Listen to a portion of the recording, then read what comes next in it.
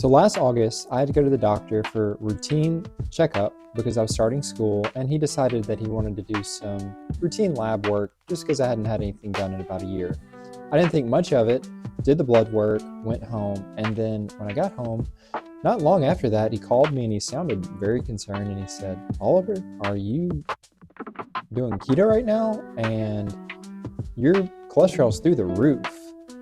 I know you've lost 50 pounds or so in the past year, but we've got to do something to get this under control, or I'm going to have to put you on a statin, which is a drug to lower cholesterol. And it's got lots of side effects, and I'm not big on Western medicine, even though I'm a nurse, so a little hypocritical." So from December to August, I proceeded to get in the best shape of my life. I was the leanest I'd ever been, and it was kind of weird that my cholesterol was so bad because I felt like I looked so good. Not that I deserve the fake natty accusations, even though if you want to give them to me, I'd appreciate them.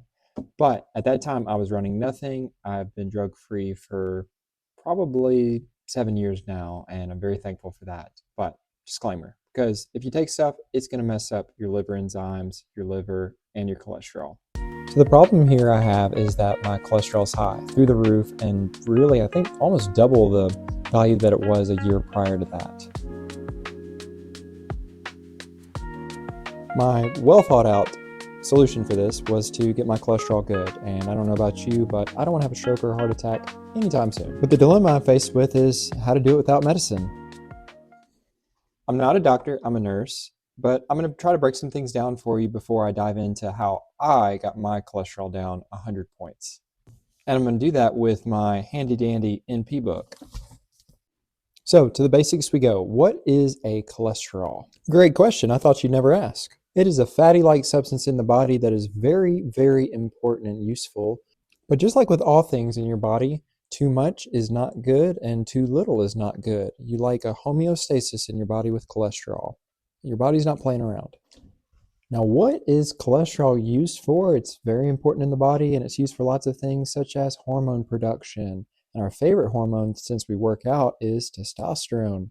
So if you're on a low-fat diet, that can definitely affect your testosterone. It's very important and we need it, but we need it in check. We need it regulated. And who might make this mysterious fatty substance? Well, none other than your liver. And if you don't know where your liver is because you've never seen your own, well, then just poke your right upper quadrant of your belly because that's where it is. Now, this super important material called cholesterol has got to get around somehow. Does it use a car? No. Does it use a scooter? No. Does it walk? No, no, no. Uses arteries, which basically act like roadways for it to travel all through the body. For sake of simplicity, cholesterol is composed of LDL and HDL, which are proteins.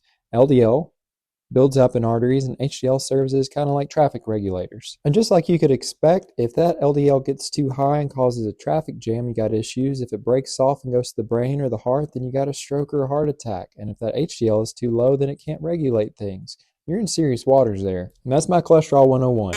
Now let's assume that you already lift weights because you're watching this channel, but that's not enough to get that cholesterol down, because the more muscle and fat that you have, the odds are that that cholesterol is going to go up. First thing I did was to stop eating things that were just generally unhealthy and were more likely to make me gain weight or to be sedentary. I incorporated more whole foods in my diet and less saturated fats. Good things like avocados and after my diet was in check, I just moved more. I did things that made me out of breath and conditioned my cardiovascular system, because you're not getting that with just general weightlifting. And after implementing all these steps, it made a tremendous difference in my cholesterol when I saw the doctor 3 months later.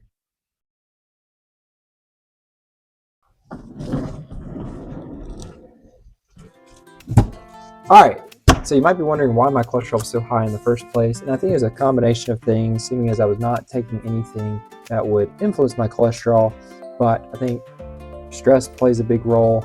I was going through school at the time, and balancing that with a baby and working full-time, so always stay on top of your stress and sleep, and I think that with the cut that I was doing, my sleep wasn't the best.